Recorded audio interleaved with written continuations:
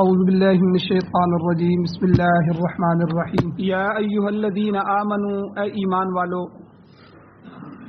لا تتخذوا بطانۃ مخلص دوست نہ بناؤ من دونکم اپنے ایمان والوں کے علاوہ دوسروں کو، کافروں کو مخلص دوست نہ بناؤ۔ لا یعلونکم خبالا وہ تمہارے حق میں خرابی پیدا کرنے میں کمی نہیں کرتے۔ ودو ما عنتم اور وہ اس چیز کو پسند کرتے ہیں ما عنتم جو تم کو مشقت میں مبتلا کر دے، تمہاری تکلیف پر وہ خوش ہوتے ہیں۔ قد بدت البغضاء من افواہہم تحقیق دشمنی ان کے منہوں سے ظاہر ہو چکی ہے۔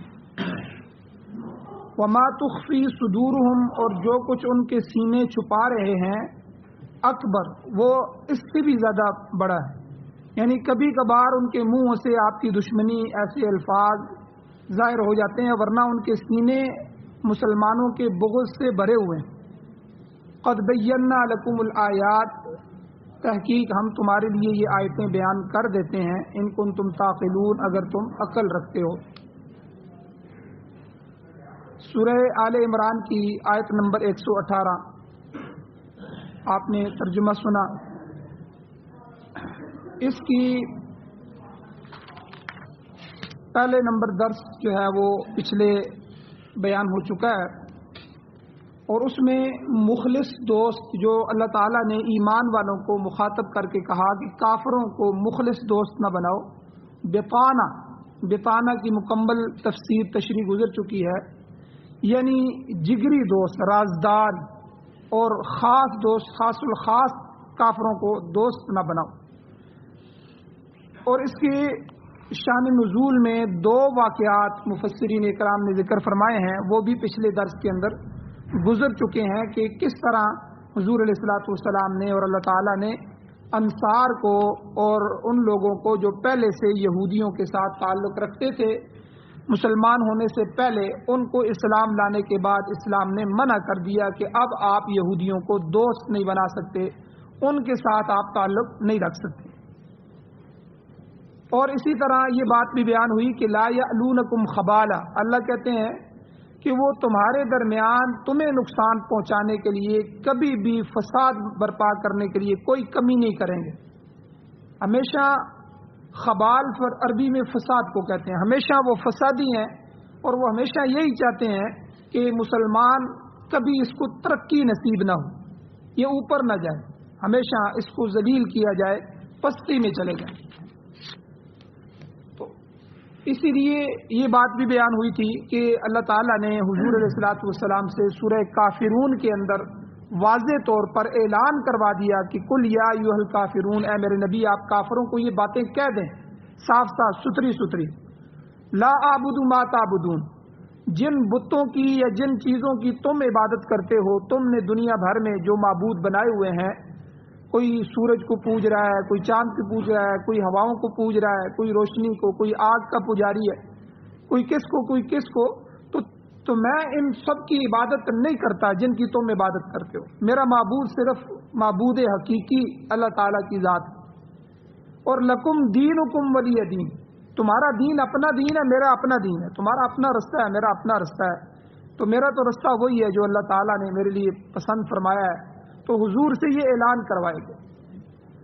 یہاں تک تو پچھلے درس میں بیان ہو چکا تھا، اور میں نے یہ بات بیان کی تھی کہ دوستی، تعلق، رازداری، خاص الخاص جگری معاملہ یہ کافروں کے ساتھ جائز نہیں۔ باقی ایک چیز ہے اخلاقی رواداری، ان کے حقوق کا خیال کرنا، ٹھیک ہے، ان کے ساتھ جو ہے پوچھ پاچھ کر لینا، تو یہ اخلاق کے ساتھ دائرے میں آتا ہے۔ اخلاق کے ساتھ پیش آنا یہ ایک الگ چیز ہے۔ تو اس اخلاق کے بارے میں اس قسم کے جو اشارات ہیں اس صورت میں بھی آئیں گے، اور سورہ مائدہ کے اندر اور سورہ ممتحنہ کے اندر بھی 28ویں سپارے میں اللہ تعالیٰ نے بہت سے اشارے دیے ہیں۔ ان میں چند ایک چیزیں ذہن میں رہنی چاہیے۔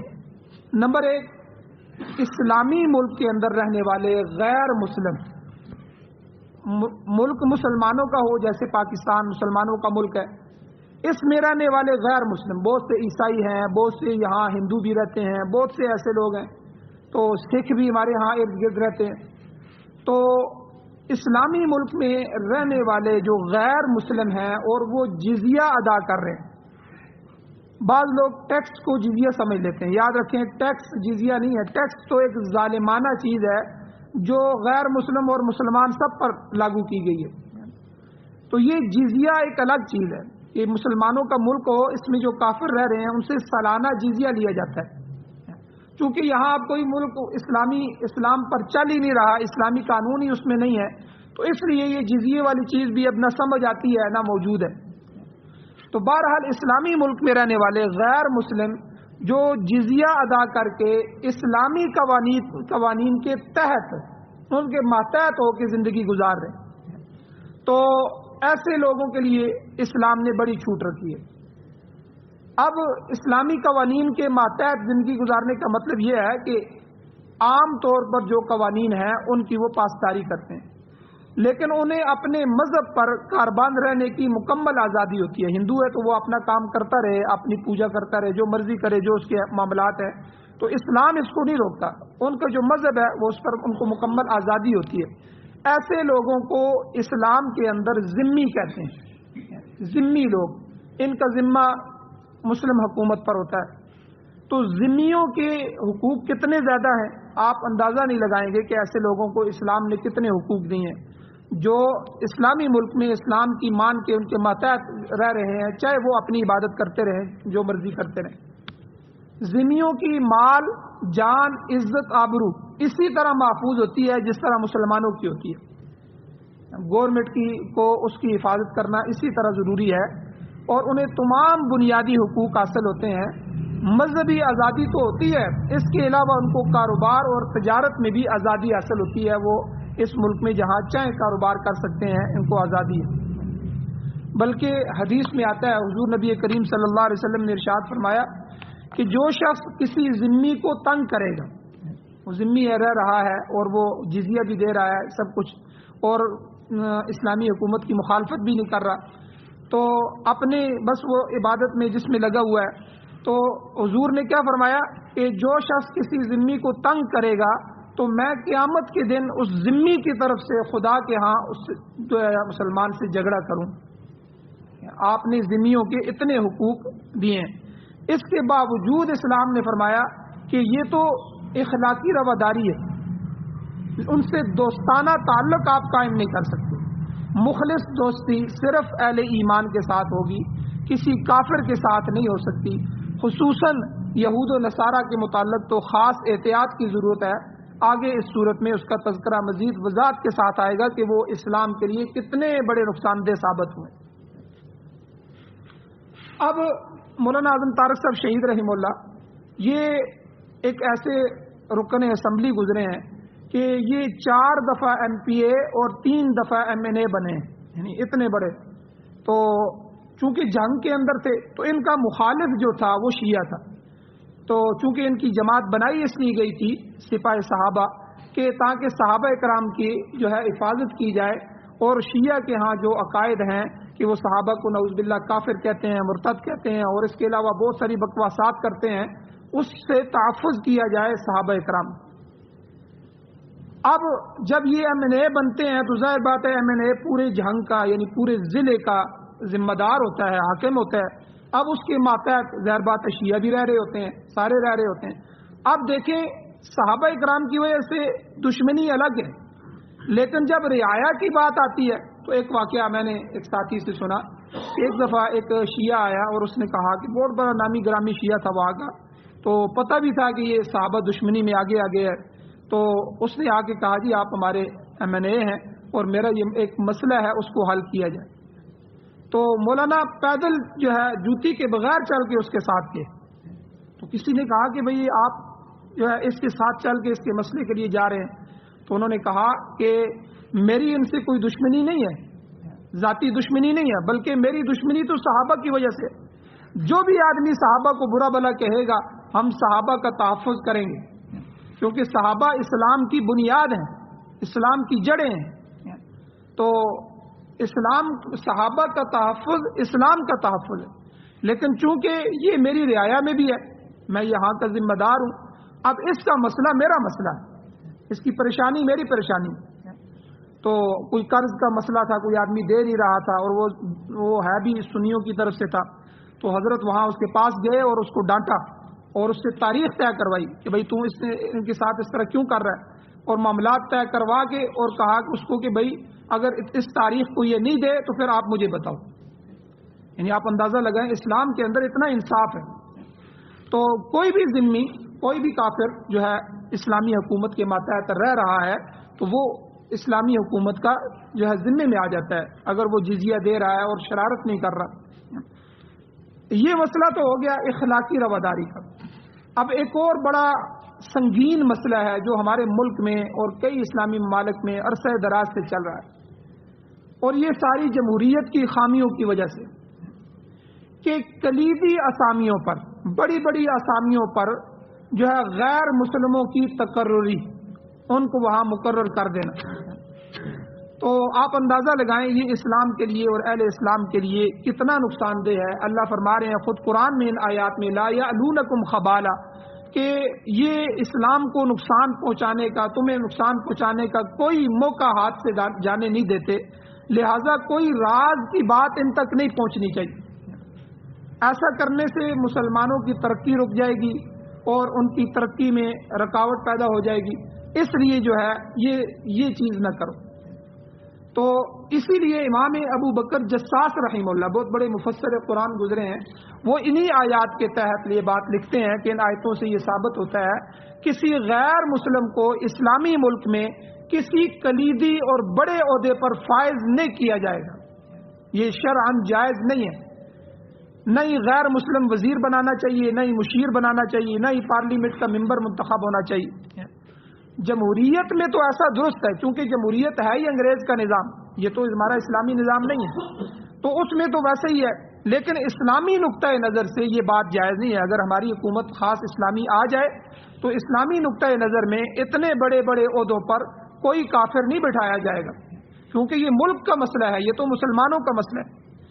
اور بہت سے وزیروں نے، مشیروں نے، بلکہ ترجمانوں نے جو ترجمانی کرتے ہیں، وزیر اعظم انگلش نہیں بول سکتا، فلاں نہیں بول سکتا، تو بیچ میں ترجمانی کرتے ہیں، تو اقوام متحدہ میں اور جنرل کونسل میں ایسے بہت سے لوگ موجود ہیں جو ترجمان ہوتے ہیں، تو یہ ترجمانوں نے اور ان لوگوں نے بہت سے قومی راز آؤٹ کیے ہیں، بہت سے قومی رازوں کو افشا کیا ہے اور بیچا ہے، جس سے ملک کو نقصان پہنچا ہے۔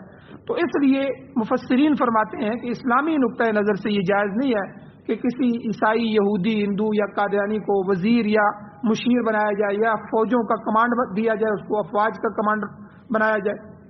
اگر ایسا ہو گیا تو معاملات سارے بگڑ جائیں گے، اور ایسا ہوا بھی ہے بہت سارے معاملات میں۔ تو ہمارے اس ملک میں کارنیلس تھا عیسائی، اس کو وزیر قانون بنایا گیا۔ ایک وقت تھا علماء نے بڑا شور ڈالا کہ دیکھو جو شخص اسلامی قانون کو مانتا ہی نہیں ہے اس کو آپ اسلامی ملک میں اسلامی قوانین پر وزیر قانون بنا رہے ہیں۔ اور یہاں ہمارے ملک کے اندر ابھی پچھلے سالوں میں ہی، چند سالوں پہلے، بھگوان داس تھا ہندو، اس کو چیف جسٹس بنایا گیا، سپریم کورٹ کا چیف جسٹس۔ اتنا بڑا عہدہ، کلیدی عہدہ ہے چیف جسٹس کا، جس میں پورے ملک کے بڑے بڑے اداروں کے فیصلے کرنے ہوتے ہیں، تو اب اس کو بنا دیا گیا۔ تو بہرحال جمہوریت یہ ایک الگ مذہب ہے، اس میں سب کچھ جائز ہے، ہر چیز جائز ہوتی ہے۔ تو نہ جمہوریت، یاد رکھیں، اسلام ہے، اور نہ ہی جمہوریت کے ذریعے کبھی اسلام آ سکتا ہے۔ حضرت مفتی نظام الدین شمزئی شہید رحمہ اللہ، یہ حضرت جو ہے بنوری ٹاؤن کراچی کے بہت بڑے مفتی تھے، کراچی کے اندر ان کو شہید کیا گیا ٹارگٹ کلن میں۔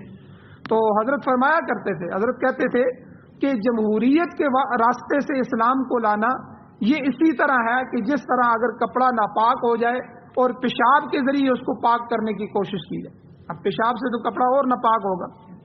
تو جمہوریت ہے ہی خلافت کے سامنے والا نظام، ہمارا نظام خلافت کا ہے، قرآن و سنت کا ہے، قرآن و سنت کا مخالف نظام جمہوریت کا نظام۔ اب آپ کافرانہ نظام سے اسلام لانے کی کوشش کریں گے، یہ تو اسی طرح ہوگا جیسے گندگی سے کپڑے کو پاک کرنے کی کوشش کی جائے۔ تو اس لیے ہمارے ہاں جمہوریت ہے تو جمہوریت میں یہ ساری چیزیں جائز ہوتی ہیں، ورنہ اس آیت سے یہ ثابت ہو رہا ہے کہ ان کو رازداری بھی نہ دی جائے، ان کو دوست بھی نہ بنایا جائے، ان کو کلیدی عہدوں پر، بڑے عہدوں پر ان کا تقرر نہ کیا جائے۔ اب میں آپ کو صحابہ اکرام کے ایک دو واقعات سناتا ہوں تاکہ بات مزید کھل جائے۔ حضرت عمر رضی اللہ تعالیٰ عنہ کا دور تھا، تو آپ کے دور میں حضرت حذیفہ رضی اللہ تعالیٰ عنہ بڑے صحابی تھے، حذیفہ بن الیمان، سر رسول اللہ صلی اللہ علیہ وسلم، نبی علیہ الصلوۃ والسلام کے رازدان تھے۔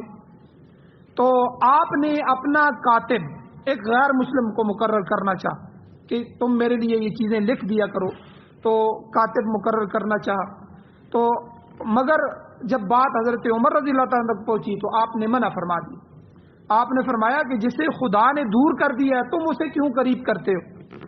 اللہ نے جب ان کو دور کر دیا ہے، اسلام کو جب انہوں نے قبول نہیں کیا، اسلام کو نہیں مان رہے، تو تم لوگ ان کو اپنے آپ کے کیوں قریب کرتے ہو؟ اللہ نے منع فرما دیا۔ شاہ ولی اللہ محدث دہلوی رحمۃ اللہ علیہ ازالۃ الخفا میں لکھتے ہیں کہ تفسیر احکام القرآن میں یہ روایت موجود ہے کہ حضرت عمر رضی اللہ تعالیٰ عنہ کا ایک غلام تھا، عیسائی غلام، وسیق اس کا نام تھا، وسیق نامی، اور یہ روم کا تھا۔ تو چونکہ روم کے لوگ بڑے پڑھے لکھے لوگ ہوتے تھے، تو یہ تھا غلام، ہے بڑا ذہین تھا اور انتہائی حساب دان تھا، حساب کے اندر بڑا ماہر تھا۔ اور آج کل تو خیر تعلیم عام ہو گئی ہے، لیکن اس زمانے میں تعلیم جو ہے وہ کمیاب ہوتی تھی، بہت کم پائی جاتی تھی، بہت پڑھے لکھے لوگ کم ہوتے تھے۔ اور یہ غلام تھا حضرت عمر کا، امیر المؤمنین کا، لیکن ہے غضب کا ذہین تھا اور حساب کے معاملے میں۔ تو آپ نے کئی دفعہ اس کو بلایا اور کہا کہ اگر تو ایمان لے آئے، مسلمان ہو جائے، تو میں تجھے کوئی نہ کوئی ذمہ داری سونپ دوں گا، تجھے کام سونپنا چاہتا ہوں۔ لیکن وہ شخص ایمان نہیں لایا اور آپ نے اسے عہدہ بھی نہیں دیا۔ اور جب آپ کو شہید کیا گیا منبر محراب میں مصلی رسول پر، جب حضرت عمر رضی اللہ تعالیٰ عنہ کو خنجر مارا گیا تو آپ انتہائی زخمی ہو گئے۔ تو اس زخمی حالت میں بھی آپ نے اس غلام کو بلایا اور بلا کر پھر ایمان کی اور عہدے کی پیشکش کی کہ اگر تم رضامند ہو جاؤ اور ایمان لے آؤ تو میں تمہیں عہدہ دینا چاہتا ہوں، تم اسلام کے لیے بہت کام کر سکتے ہو۔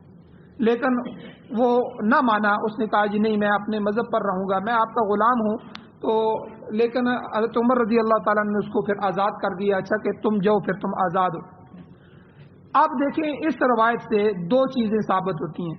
ایک یہ کہ پہلی بات یہ کہ اسلام میں جبر نہیں ہے، لا اکراہ فی الدین، کسی کو زبردستی مسلمان نہیں بنایا جا سکتا۔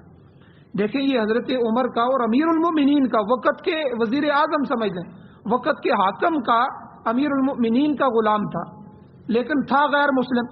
تو اب اس پر بھی جبر نہیں کیا گیا کہ آپ جو ہے اسلام میں داخل ہو جائیں، تو پیشکش کی گئی، سمجھایا گیا، تبلیغ کی گئی، لیکن جبر نہیں کیا گیا۔ تو ایک چیز اس سے یہ ثابت ہوئی کہ کسی کو زبردستی نہیں کی جا سکتی، جبر نہیں کیا جا سکتا مسلمان بنانے کے لیے۔ دوسری بات اس واقعے سے یہ ثابت ہوئی کہ کسی غیر مسلم کو اسلامی حکومت میں کوئی کلیدی اسامی، کلیدی عہدہ پیش نہیں کیا جا سکتا۔